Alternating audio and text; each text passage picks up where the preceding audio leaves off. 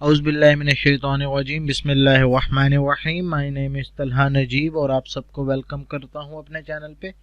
Before we start our topic, आप सबसे गुजारिश है कि प्लीज़ सब्सक्राइब के बटन को क्लिक कर लें ताकि जो भी अपडेट्स हों वो आप तक बवक्त पहुंच सकें। सो आज का हमारा टॉपिक है जी division of the ट्रैकियोफाइटा।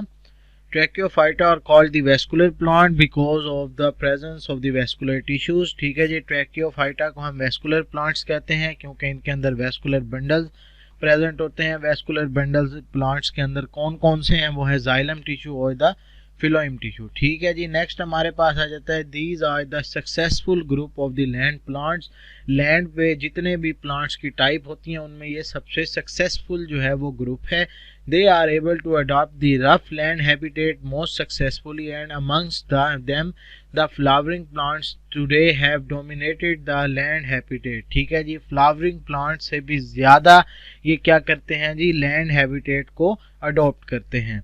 The evolutions of following complex vegetative and the reproductive characteristics enable the vascular plants in the general and flowering plants especially to become the predominant flora of the land। ठीक है जी, vascular plants जो हैं उनकी जो evolution हो रही है, यानी कि वो जैसे जैसे तरक्की उनकी evolution की में आ रही है तो ये क्या कर रहे हैं, characteristics को develop कर रहे हैं और आगे जाके ये flowering plants में भी grow कर रहे हैं और simple plants में भी grow कर रहे हैं।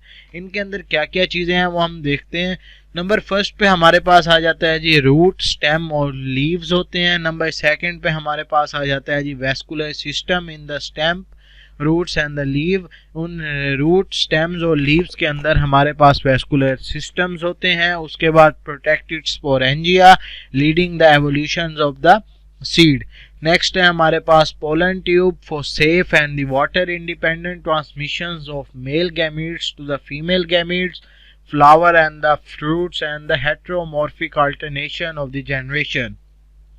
अब जो हमारे पास ये है ट्रैकियोफाइटा है, ये आगे फर्दर जो डिवाइड होता है 4 सब डिवीजन्स में डिवाइड होते हैं। कौन कौन से नेम है, फिलोप्सीडा, लाइकोप्सीडा, स्पेंसोप्सीडा एंड द पर्टिरोप्सीडा। हम फर्स्ट वन स्टडी करते हैं जी फिलोप्सीडा, जिसको हम सिलोफाइटा भी कहते हैं। In Psilopsida plants have the rootless sporophyte. ठीक है जी, इस ग्रुप में हमारे पास जो प्लांट्स होते हैं उनके जो स्पोरोफाइट होते हैं वो रूटलेस होते हैं। The stem is differentiated into an underground rhizome and an aerial part. जो हमारे पास स्टेम है वो क्या है जी, अंडरग्राउंड राइजोम के साथ डिफरेंशिएटेड है और जो एरियल पार्ट्स है प्लांट का उसके साथ। बोथ डाइकोटोमसली ब्रांच, दोनों के हैं जी डाइकोटोमसली ब्रांच्ड होते हैं। The rhizomes bear rhizoids. ठीक है जी, जो राइजोम्स हैं वो राइजॉइड्स बनाते हैं। Both perform function of the root, और दोनों क्या करते हैं, रूट्स चूंकि इनमें नहीं होती तो ये रूट्स का फंक्शन परफॉर्म करते हैं। अब हम अगर एरियल की ब्रांचेस की बात करें या एरियल पार्ट्स की बात करें तो एरियल ब्रांचेस जो होती हैं वो ग्रीन होती हैं, लीफलेस होती हैं, bear and the small veinless outgrowth and carry out the photosynthesis.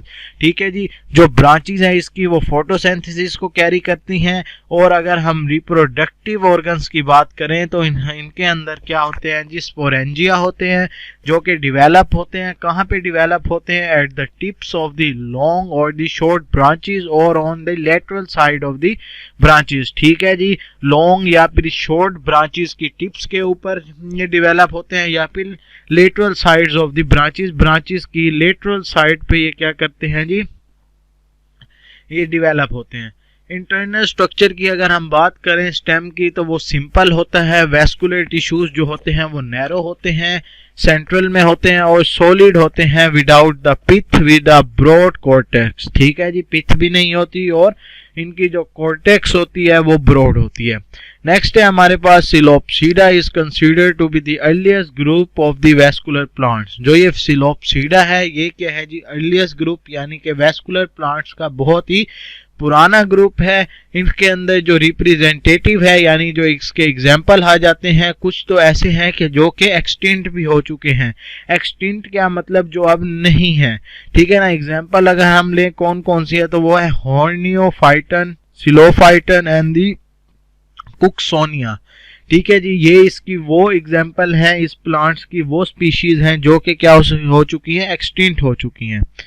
Next हमारे पास है there are the two living genera Psilotum and the Tmesipteris. ठीक है जी, दो लिविंग जेनरा होती हैं इनकी, कौन सा है, सिलोटम है और क्या है जी, टिमेसी पेट्रीज है।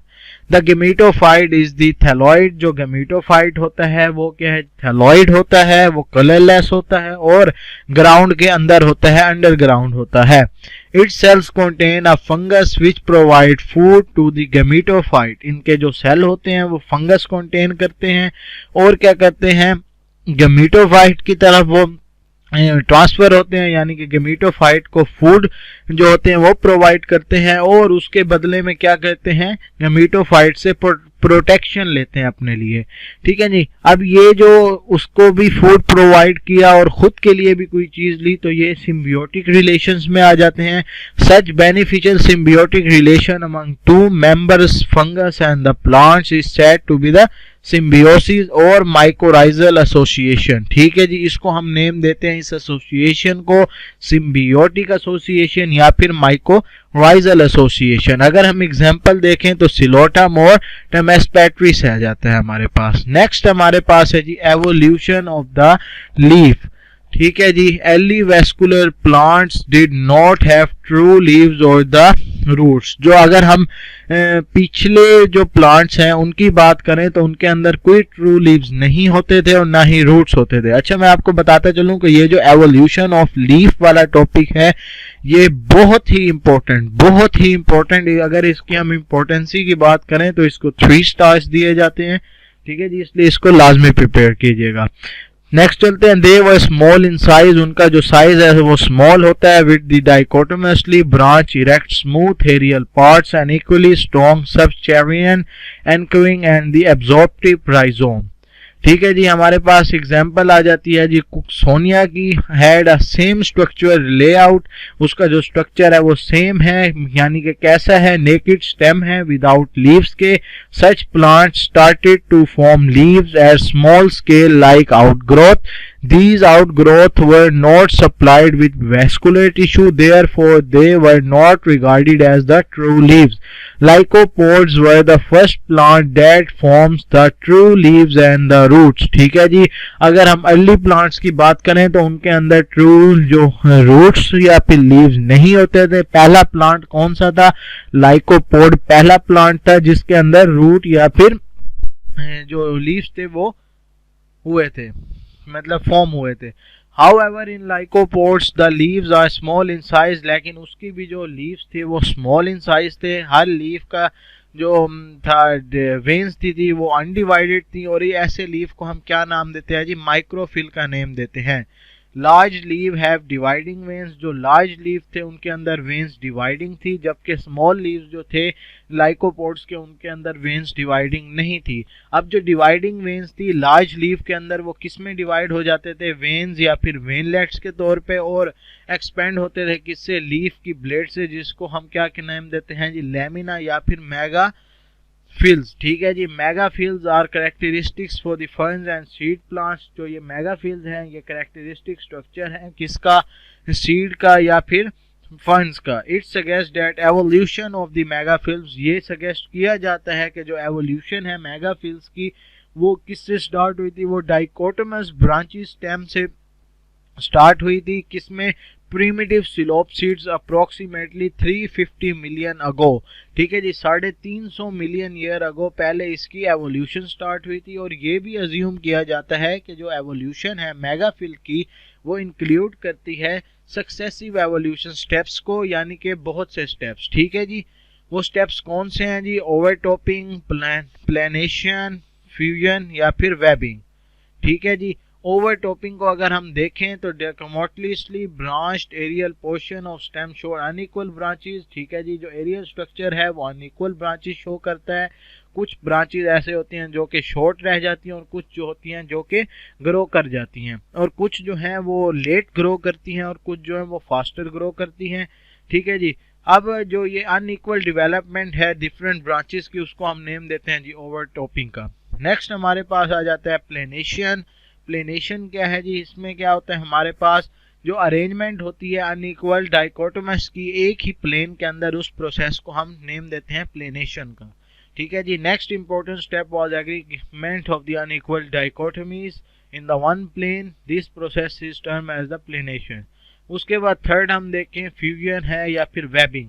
ओवरटॉपिंग and planation was followed by the process known as fusion और वेबिंग। ठीक है जी, ये जो पहले दो स्टेप्स हैं ओवरटॉपिंग या फिर प्लेनेशन, ये जो हैं ये एक प्रोसेस के ज़रिए कैरी आउट होते हैं जिसको हम नेम देते हैं फ्यूजन का या फिर वेबिंग का।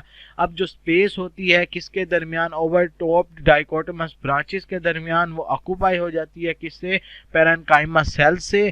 ठीक है जी, जो कि कनेक्ट होते हैं किससे, ब्रांचेस के साथ।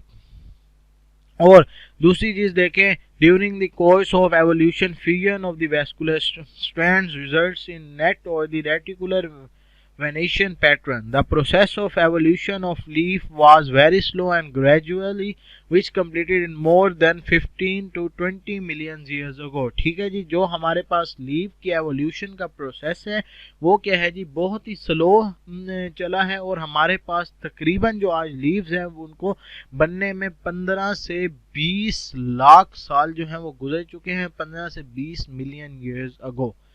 ठीक है जी, ये हमने स्टडी कर लिया है आज, एवोल्यूशन ऑफ लीफ स्टडी कर लिया। उसके बाद डिवीजन ऑफ द ट्रैकियोफाइटा में फर्स्ट वन जो इसकी सब डिवीजन है सिलोप्सिडा, ये स्टडी कर लिया।